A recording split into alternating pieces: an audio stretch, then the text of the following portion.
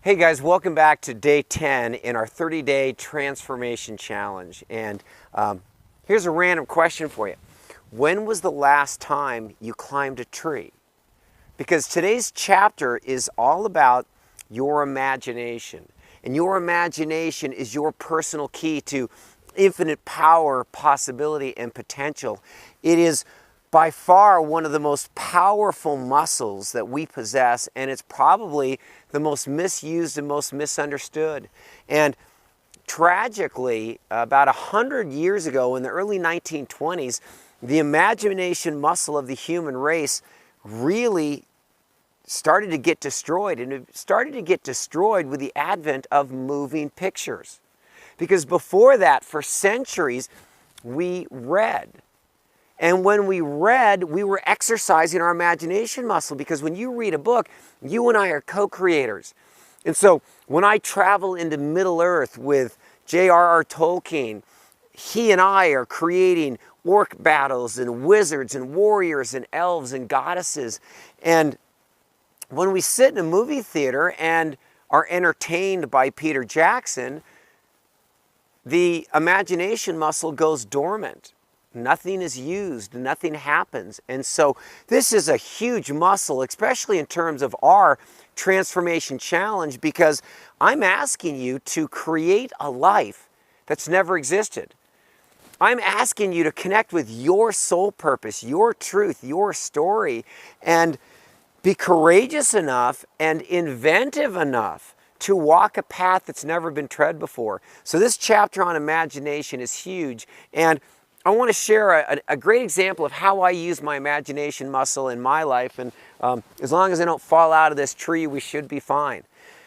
It was 20 years ago, and a friend of mine was a pilot, and he asked me if I wanted to fly up to Big Bear with him because he was getting a new Teak Dash put in his airplane, and I said, yeah, I'd love to. So we flew up, we had lunch, had his new Teak Dash installed. It was a beautiful twin-engine, little small aircraft.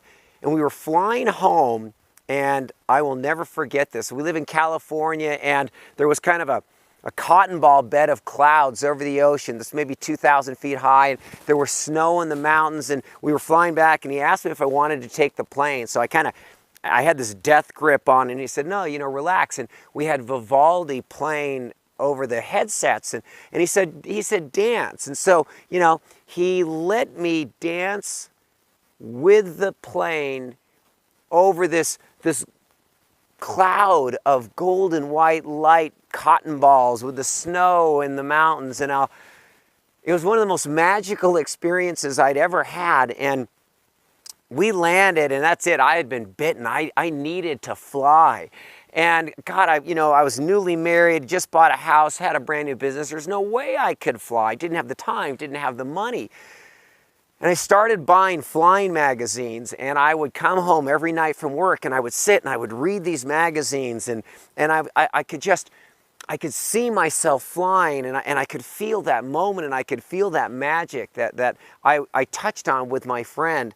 And to this day, I can't tell you how I did it, but 6 months later, I tested and got my pilot's license. And that is just one tiny example of the power of our imagination. And so this is it's a big muscle, and it's one we want to be careful with. So the first principle we're going to look at is the power of your imagination for both good and bad.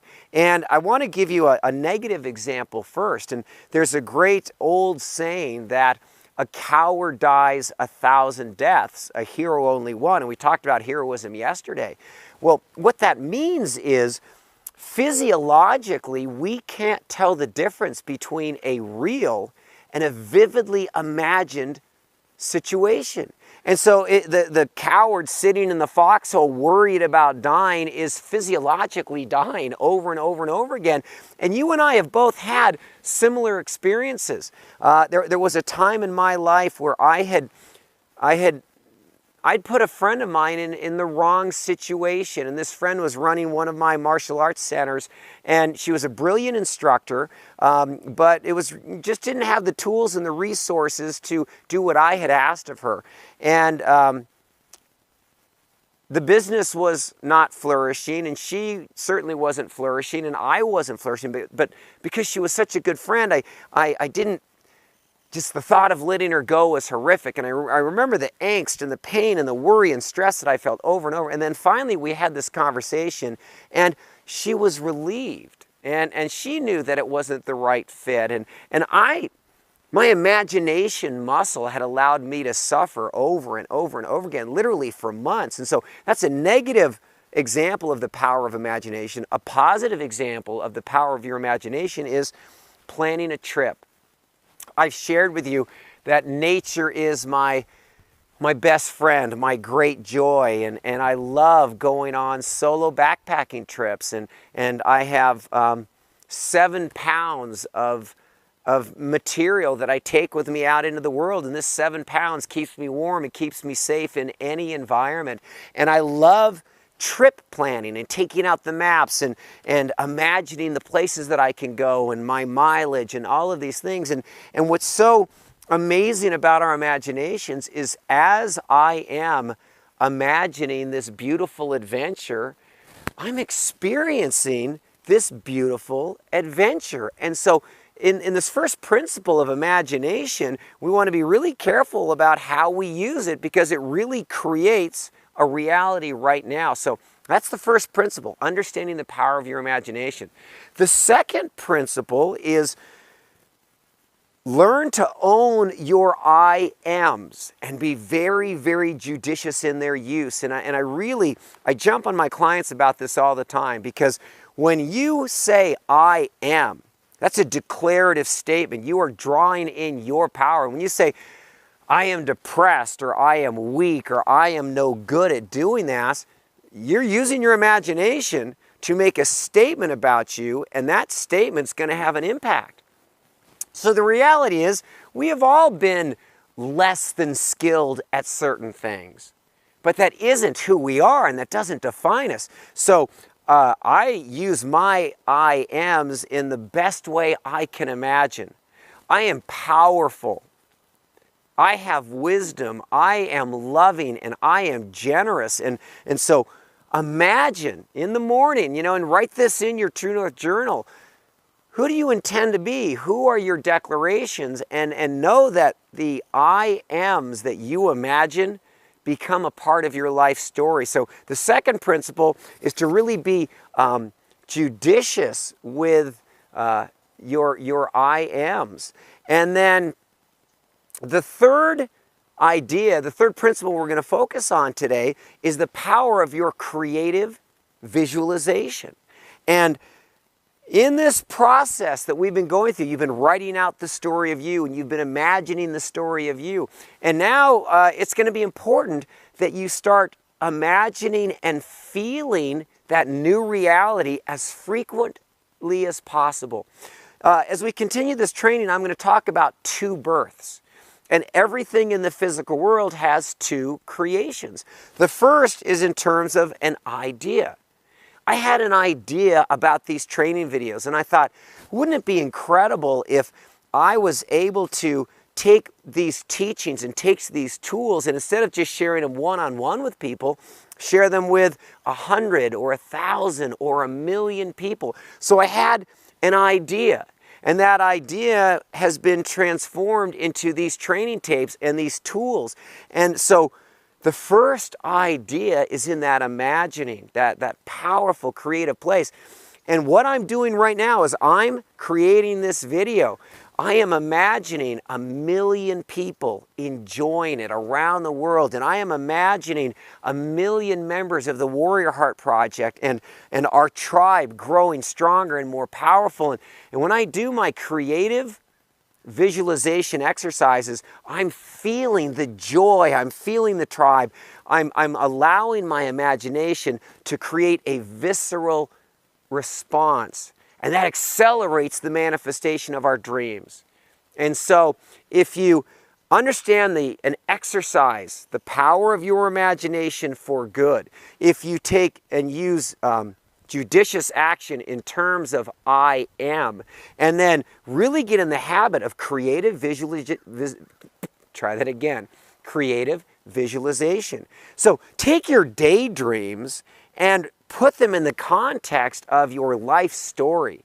And don't just dream about it, intend it. And intend it. We talked about intention in one of our previous trainings. Drive that emotion and that enthusiasm into these creative imaginings, and you will be building your life story in advance. So go and get your True North journal. Time to jump into today's training.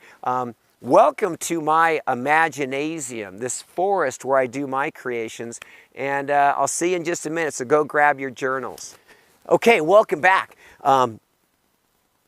This journal that you are writing in, that you are working in, is really, it's your story. It's your life. You are the author, and I'm so privileged and really honored to be a guide for you in this process, because you will create something, you are creating something beautiful.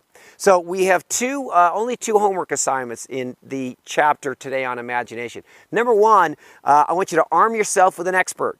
We've talked about this a little bit before, but I want you to look at your dreams, whatever they are, what you've imagined, a new powerful, beautiful body, a new amazing career, your marriage getting better, whatever you've imagined, and I want you to find an expert.